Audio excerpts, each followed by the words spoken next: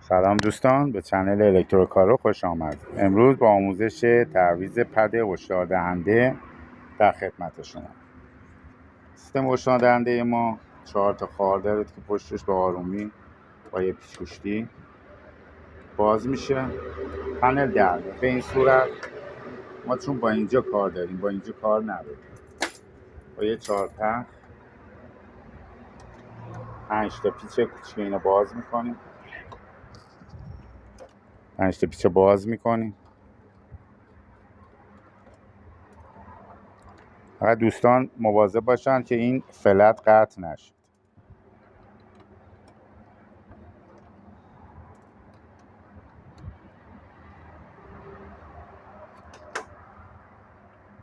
به این صورت پنل آزاد میشه، پد آزاد میشه. شما این قسمت رو فقط با یه مسواک تمیز میکنید. هیچ مواد دیگه هم بهش نزنید و پد جدید رو به این صورت روش قرار میدید. این پدایی که خراب میشه، این قسمت گرافیک خراب میشه.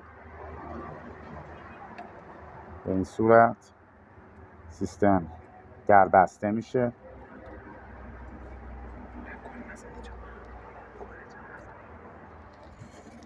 در که بستید پیچا بسته بشه. این سیستم هشدار دهنده با کار نکردن کلیدهای قفل کن باز کنه که پد خراب میشه و راننده با مشکل باز و بست در مواجه میشه. یه ایراد دیگه ای هم که داره ضعیف بودن صدا که باید این بلندگو حتما عوض بشه. بلندگو هم نوع خاص خودشو میخواد. 8 وات هست ولی شما 4 وات هم میتونید بندازید.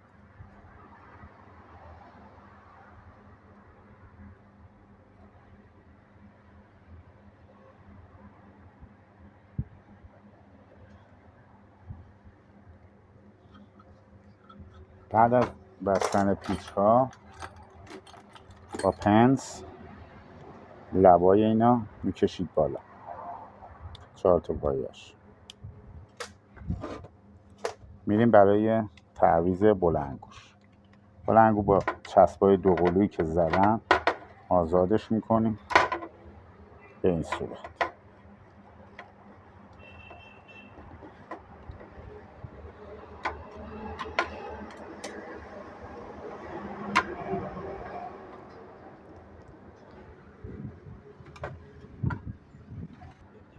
دوستان بلندگو آزاد شد. از محل چسب با هویه لحیما زده میشه.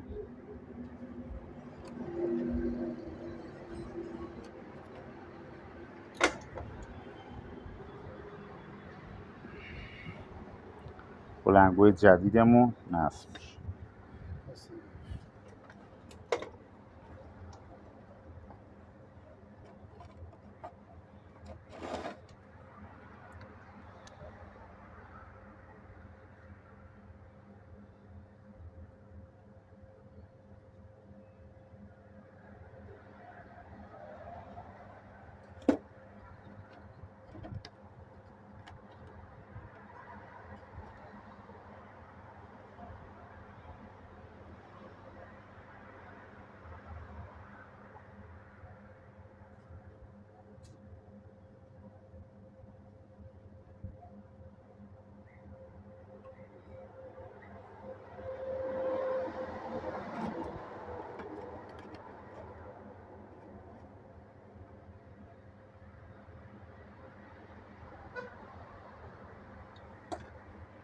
به این صورت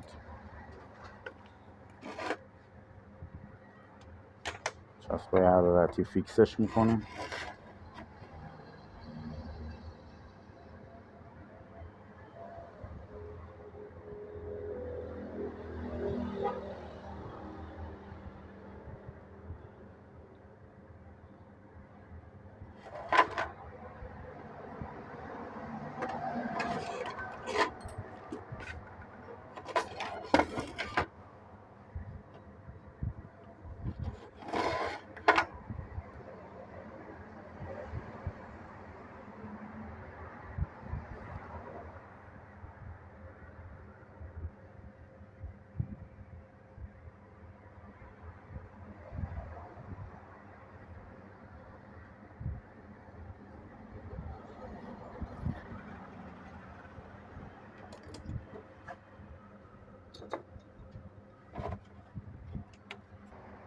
خب دوستان تمام، در رو میبندیم.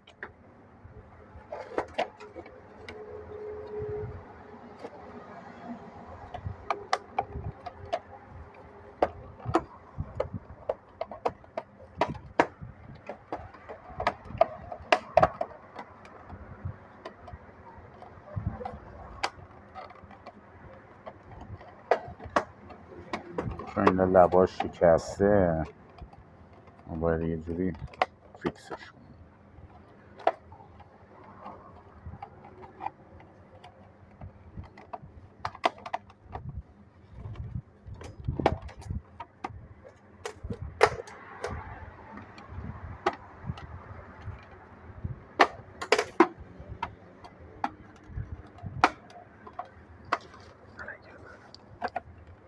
خب این هم از اتمام کار کلیت ها که کلیت ها سوار شد. دوستان ساب و لایک یادتون نره. یا علی.